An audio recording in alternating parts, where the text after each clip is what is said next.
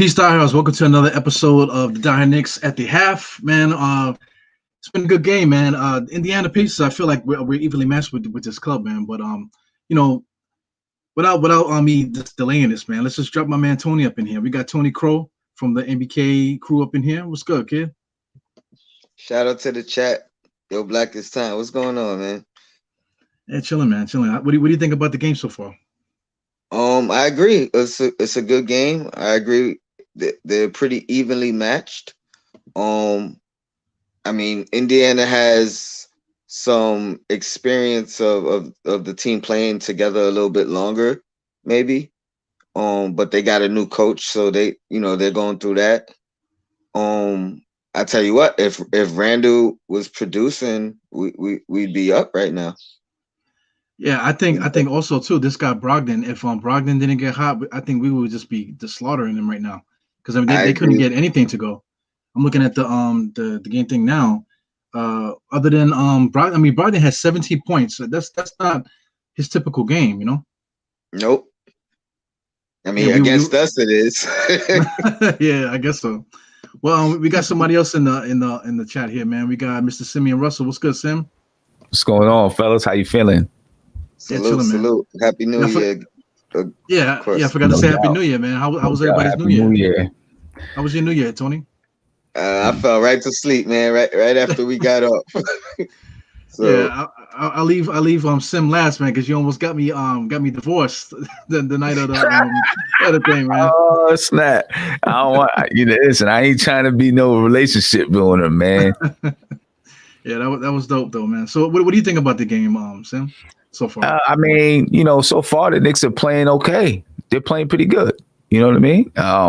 Julius Randle's not having a good game, but they're proving that they can play without that, which is encouraging to see because there's going to be nights like this for them. We all expect that, right? So it's encouraging to see that they can, find other ways to score and continue to have a good game, even if Julius Randle's not playing well.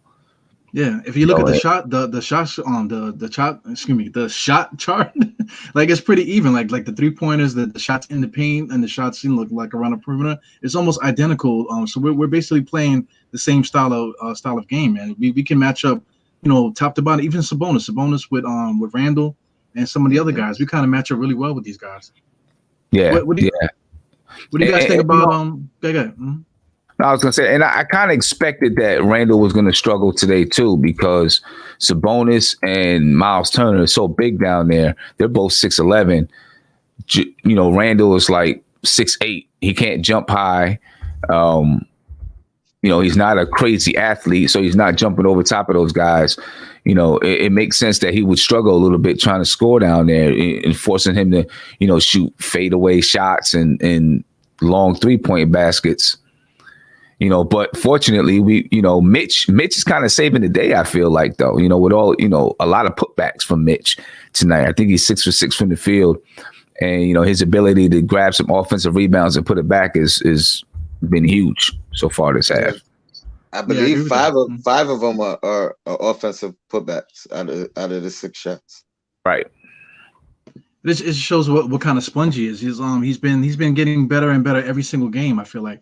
And it's like he doesn't box out. He hasn't boxed out since he got here. But I feel like today he's like really starting to get that concept with the whole boxing out thing. Yeah. So if the Knicks if they can continue to play the way that they're playing, continue to play tough defense, lay off for Oladipo, stop fouling them. They were fouling them up down the stretch, down the end of the half. Mm-hmm. A lot of, body bumps and this and that. I think they'll be okay. They'll be okay. You know what else I noticed about Mitchell Robinson? This might be the most he's handled the ball. It's only been a little bit side to side, but I'm so used to him not even putting the ball on the ground, right at that foul line area. Right. And that's encouraging because I've seen it about 3 times today. Twice in the zone, and the next step is just turn around and shoot that shot. Even if he, if they know that he's gonna do that, his teammates, and they crash at that point, you know what I mean? That might just give him the confidence right there. Yeah, I would like him to finish a little bit better too, man. Like you mentioned him putting on the ball on the floor. Like I said, this is just him developing as a player. He's starting to listen to the coaching. So I mean that's encouraging. We want him to be more vocal, defensively, being that anchor. But the little things like you said, just putting the ball on the floor, get into a space to make the defense be like, oh, you know what I'm saying, just to give us a little second where the other guys can settle and get into a spot to make something happen. So I mean, that's going to be the tail of the next half, man. We just gotta get somebody to step on Brogdon's feet or something, man. Kick him in his butt or maybe trip him down the stairs or something, so he won't come out that second half, shoot the way he was shooting. Right. Well, to be honest, Peyton's been a little bit of a step late on him. He doesn't shoot that well with a guy, defending him a little bit closer, a little bit faster. You know what I mean? So I think that's an easy adjustment, unless he's just hot already, and then who knows? But I think we're in a good position. Yeah, what do you guys think about Elfrid Payton, his role? What do you think about it, Sim? I mean, what is he? 3 for 9 from the field, 7 points, a couple of rebounds. In the first quarter, he was the guy who was, I don't want to say keeping us in the game, but scoring a few buckets, going to the basket. There little things that he does. He's not good for spacing, and I'm not even talking about shooting. There are times when, like, for example, say Julius Randle or RJ Barrett is on the wing calling for the ball, and he's got a tough defender on him. Instead of dribbling the opposite way or passing the ball the opposite way, he dribbles right to the guy and tries to go past him and around him, and is right close to the sideline where there's not a lot of space, and it's just not good for spacing. Where someone like Quickly, what he does is, if he can't get it to Randall or whatever, he swings the ball to the other side of the floor instead of trying to force it to that same side, dribbling to that same side. I can't understand why Peyton does that. But I mean, he's played a decent game. Yeah, it's bad habits with him. A lot of times he drove in right into the crowd, and he's like trying to shoot a teardrop over like 3 defenders there. It's kind of right. Right. And Austin Rivers and Emmanuel Quickly is just better for spacing all around, not just shooting, but the way that they play the basketball game. And I still believe that sooner or later, Austin Rivers is probably going to be that starting guard. We'll see. We'll see. But Austin Rivers is getting his feet wet with the Knicks. I did like the way that Emmanuel Quickly and Austin Rivers looked together out there on the floor. Yeah. In that second quarter. Obviously, Emmanuel Quickly, you see what he gives you, just his pop to the game, his ability to draw fouls. Even though he's a small guy, he has the ability to draw fouls. Yeah, his IQ, no pun intended, his IQ is really high too, man. The first offensive sequence he had, it was a simple pick, but the way that he went around the pick, he freaking licked the back of Mr. Robinson when he went around that screen. So that just shows like the IQ, whatever. Somebody like Peyton, like we said, he likes to go into crowds, and I don't really see what he's seeing, from his perspective. But quickly is just his IQ his brain out there on the court is just so much more advanced compared to any guard that we have aside from Rivers, man. So yeah, man, what do you think about all this, Tom? Rivers, I got a question for both of you guys about Rivers, because I definitely think he can run the point, but like for Sim, what you're saying about him eventually having that lead role, do you think it's going to be an adjustment for him, or do you think his game in itself will be enough to run it? Yeah. Do you think he's going to have to make an adjustment to play that position, or do you think it's just going to be his game in that role? I don't think there's going to be much of an adjustment for him, because I don't think it's going to be just straight up, you gotta be the main guy, right? I think when he's on the floor, he'll have, he'll be maybe the primary ball handler, let's say that, but it's still going to be a lot of times when Julius is bringing it up, RJ is bringing it up and initiating the offense. So I don't think it's going to be too much of an adjustment, because he'll still have times to play off the ball, and play that style of game. He's not going to have to be the engine, I don't think. So I think he'll be okay. So what's the keys to the win for tonight, guys? You start with Tom.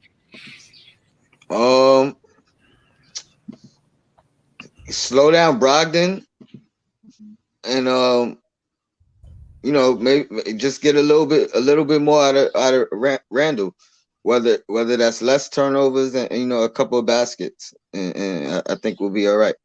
Everybody else is doing pretty well. Yeah. How about you, somebody? Anything that you're looking at? I think again, like Tony said, slow down Brogdon. Really get on those. Covering the 3-point line, making sure that they don't go crazy. They're only shooting 33%, but you don't want them to go crazy. As far as Randall is concerned, my big thing is I don't want to see him force it. I want to see him continue to play that he's going to play. If he ends up with less than 10 points, so what? As long as you win the game, right? I don't want to see him force it. I want to see him play smart basketball and take care of the basketball.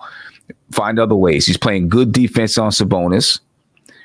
Right? Continue to play good defense on Sabonis, take care of the ball, facilitate, and rebound.